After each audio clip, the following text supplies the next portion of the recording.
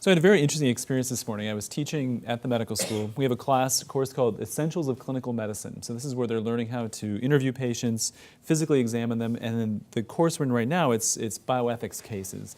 And today was unique because we actually met with some nursing students. These are second-year nursing students with my first-year medical students. First of all, there was not a paper to be seen. Everyone had iPads and computers, and no one actually has a syllabus anymore. They flipped open everything. And as a way of introduction, the nursing students told what they were thinking about doing. And then the medical students, and I've known these folks since their first day of school last August, and I didn't really know what they wanted to do. And so they were asked, what do you want to go into? Sadly, and I've been their mentor this whole time, not a single family physician in the group, not a single general internist, one cardiologist, as close as we got. There was one pediatrician. Everyone else, I even had a reconstructive surgeon. He already knows that that's what he wants to do. So as we're talking about, I mean, I think it's interesting now we have this term like a nocturnalist. Like we don't just have a hospitalist. We have a guy or a woman who's a nighttime hospitalist, a nocturnalist. We're creating new terms.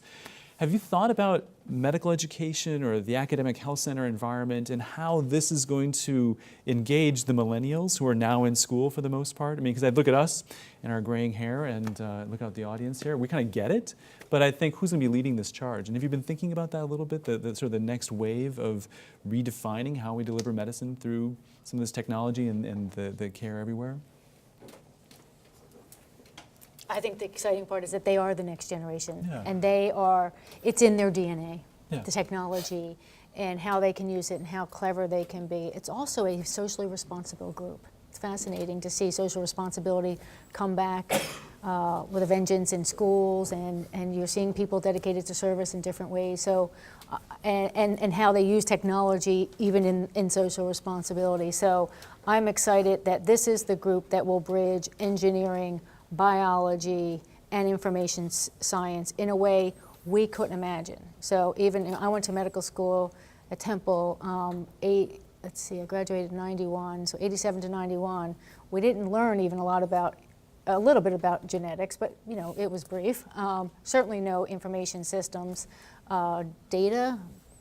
I had a paper chart. I mean, I could go on, and I don't feel that old, and I'm really into this, but not in a way that they're learning this in 8th grade. So again, it's part of their DNA. They excel at everything. You know, it's just part of their tool set that they have so easily that they can imagine things that I don't think that maybe we can't imagine. Well, I think one thing is the expectation of what the job is going to look like. And as we were describing even 2020, we were starting to describe changes in the job. So that guy who wants to be a reconstructive surgeon has to go through the match, and there has to be a position for him. I kind of remember, what was it, 2004, when all of a sudden cardiovascular matches disappeared and like 2 matched in the whole country because the demand for bypass surgery is drying up.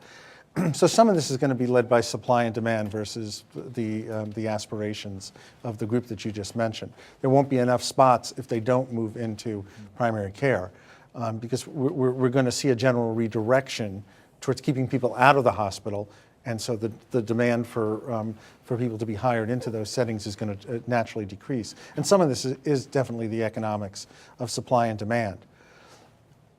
Most things dramatically change when you go through a 10x experience. If I told you, I don't know, the toll on the bridge was $5 and I was raising it to 10, that'd be annoying. If I told you I was raising it to 50, you'd probably figure out another way to get to work. So 10x tends to change things, just as a rule of thumb.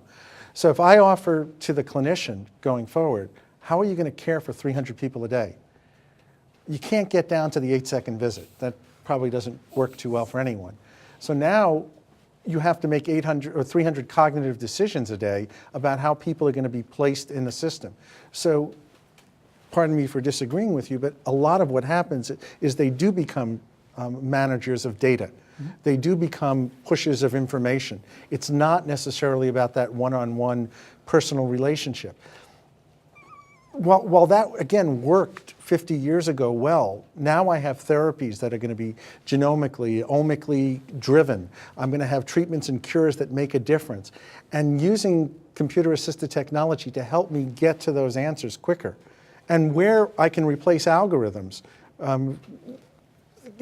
I was talking about avatars. For discharge admission, very structured. You actually spend time teaching the resident how to do a very structured.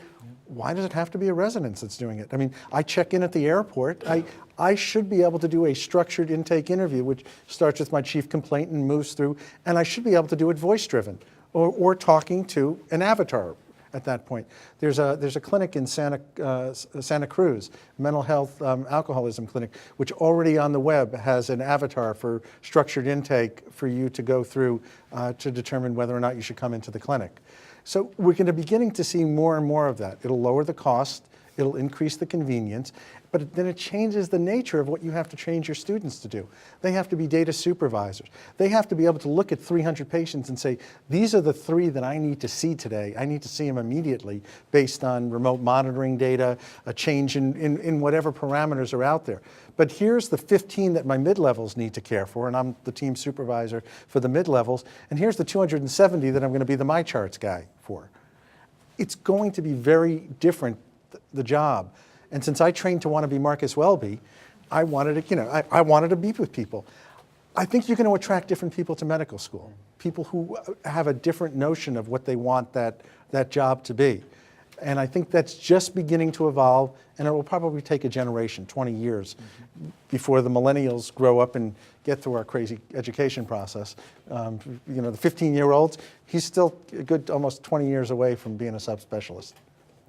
I think the demand and supply to some extent will drive, just like Mark was saying, in terms of what people become as they go through medical school.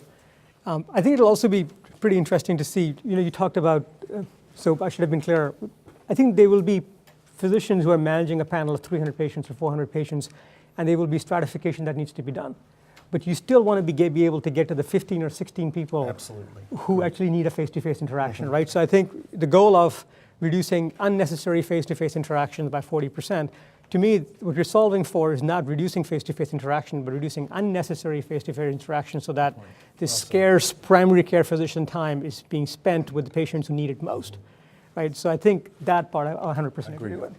I think Hopkins and Harvard have programs in their medical curriculum now where I think they have apps being developed and physicians who are also becoming data scientists and computer scientists and things like that. So these multiple disciplines are coming together in some of these medical schools.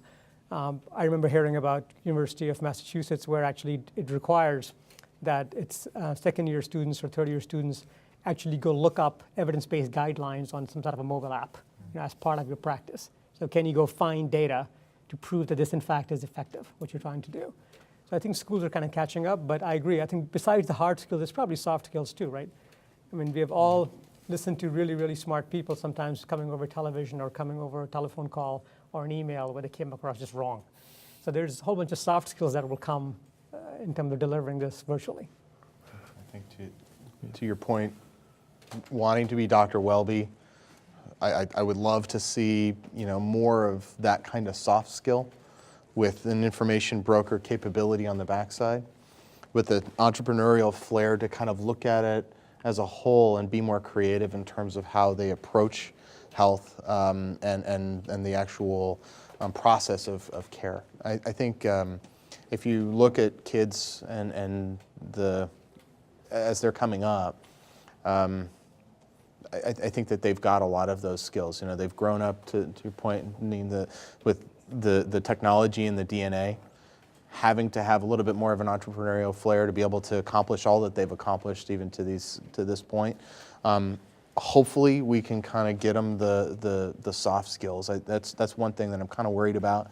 Looking at the heft of the technology that's in their space, but I think the information broker piece is going to have to be there to be able to make those intelligent decisions at the right point in time for a much higher level of a patient population that is engaging them, to your point, in so many different ways, to be able to kind of triage all of that at a much higher pace. I think those are the kinds of things that are going to have to be.